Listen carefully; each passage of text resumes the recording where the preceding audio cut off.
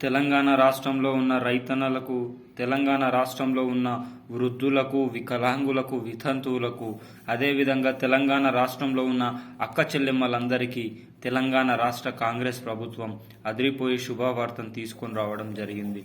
ముఖ్యంగా రైతు బంధుకు సంబంధించిన ముఖ్యమైన సమాచారం, మహాలక్ష్మి 2,500 రూపాయలకు సంబంధించిన లిస్టు విడుదలకు సంబంధించిన పూర్తి సమాచారం, ఆసరా పింఛన్లు రేపు 11 గంటలకు పంపిణీ కార్యక్రమం ప్రారంభమవుతుంది కదా, ఎక్కడ ఇస్తారు, ఎలా తెచ్చుకోవాలి, ఏమేం పత్రాలు కావాలి, 60% మందికి రద్దు చేశారు కదా, అదేవిధంగా మొదట ఏ జిల్లాల వారికి సంబంధించి కూడా ఈ వీడియోలో మనం క్లియర్గా చూద్దాం. మొట్టమొదటిసారిగా మన ఛానల్ని ఎవరైనా వీక్షిస్తున్నట్లయితే వెంటనే లైక్ చేయండి. మీరు లైక్ చేయడం వల్ల రాష్ట్రంలో ఉన్న వృద్ధులకు, వికలాంగులకు, వితంతువులకు, ఎవరైతే ఆసరా పింఛన్ల కోసం, రైతు బంధు కోసం వేచి చూస్తున్నారో వారందరికీ మీరు ఈ వీడియోని చేరవేసిన వారే అవుతారు. అదేవిధంగా ప్రతి ఒక్కరూ మన ఛానల్ని సబ్స్క్రైబ్ చేసుకోండి.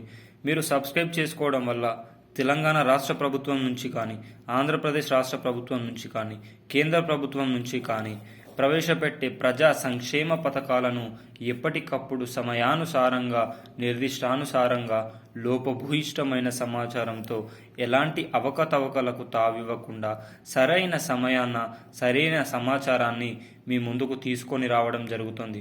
తద్వారా మిత్రులారా, శ్రేయోభిలాషులారా, వృద్ధులారా, ప్రజా సంక్షేమ పథకంలో మీరు కూడా భాగమై ముందుకు వెళ్ళే అవకాశం అయితే ఉంటుంది. ఇక ఆలస్యం చేయకుండా ఈరోజు వీడియోలోకి అయితే వెళ్ళిపోదాం.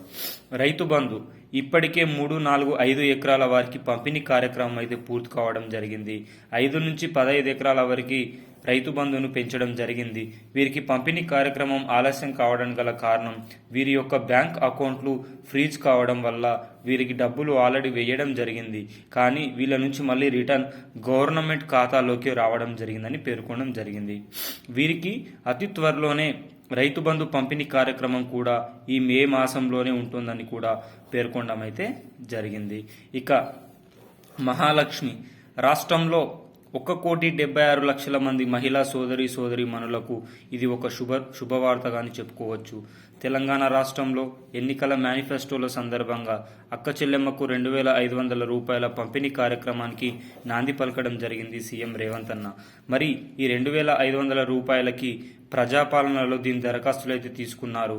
మరి ఇంకా దీనికి సంబంధించిన ఎలాంటి అప్డేట్స్ కానీ, పంపిణీ కార్యక్రమానికి సంబంధించిన తేదీలు కానీ రావడం లేదు.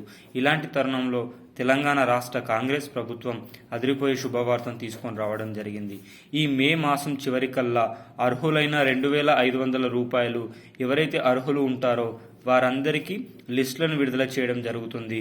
ఈ మేలో సర్వే నిర్వహించి జూన్ 5న ఎన్నికల కోడ్ ఎత్తివేసిన తర్వాత జూన్లో ఈ మహిళా సోదరిమణులకు 2,500 రూపాయల పంపిణీ కార్యక్రమానికి నాంది పలికే అవకాశం ఉంటుంది. అదేవిధంగా రైతు రుణమాఫీ కూడా ఆగస్టు 15 లోపు రైతు రుణమాఫీ చేస్తామని సీఎం రేవంత్ అన్న క్లియర్ కట్గా చెప్పిన తరుణంలో బ్యాంకుల్లో కానీ, ఇతర బ్యాంక్ అధికారులు కానీ ఎవరైనా డబ్బులు పంపిణీ కార్యక్రమానికి సంబంధించి పాత బాకీ వడ్డీ కట్టమంటే మాత్రం ఎవరు మాత్రం కట్టకండి. ఎందుకంటే ఇది కూడా మాఫీ అయ్యే అవకాశం అయితే కనిపిస్తూ ఉంది. ఇక ఆసరా పింఛన్లు తెలంగాణ రాష్ట్రంలో వృద్ధులు, వికలాంగులు, వితంతువులు పెరిగిన ఆసరా పింఛన్ల కోసం వేచి చూస్తున్న వారందరికీ ఇది ఒక బ్యాడ్ న్యూస్ కానీ చెప్పుకోవచ్చు. ఎందుకంటే ఈ మే నెలలో కూడా వీరందరికీ పాత ఆసరా పింఛన్ల పంపిణీ కార్యక్రమం మాత్రమే ఉండబోతుంది. 2016, 4,016.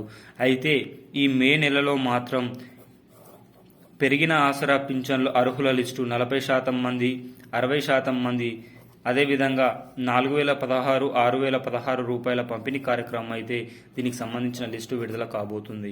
ఈ కొత్త లిస్టులో 40% మంది కొత్త వారికి 6 లక్షల మంది కొత్త వారు అప్లై చేసుకున్నారు కదా, ఇందులో 40% మంది అంటే 2,80,000 మందిని కలుపుతూ ఆల్రెడీ చాలామంది 60% మందిని అయితే రద్దు చేయబోతున్నారు. కారణం ఫేక్ బోగస్ సర్టిఫికెట్స్ వీరందరూ పెట్టడం వల్ల వీరందరి దగ్గర సరైన ఆధారాలు లేకుండా, సరైన పత్రాలు లేకుండా ఇదివరకు ఆసరా పింఛన్లు పొందుతున్నారు. కాంగ్రెస్ ప్రభుత్వం యొక్క ధ్యేయం ఎవరైతే అర్హులుగా ఉండి ఆసరా పింఛన్ల కోసం వేచి చూస్తున్నారో వారందరికీ అందచేయాలి, ఎవరైతే ఫేక్గా పొందుతున్నారో వారందరికీ రద్దు చేయాలనే ఉద్దేశంతో ముందుకెళ్లడం జరుగుతుంది.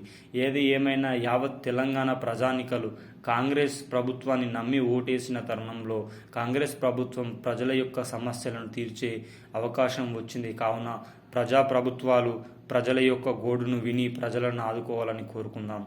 జై జవాన్, జై కిసాన్, జై హింద్, జై భారత్.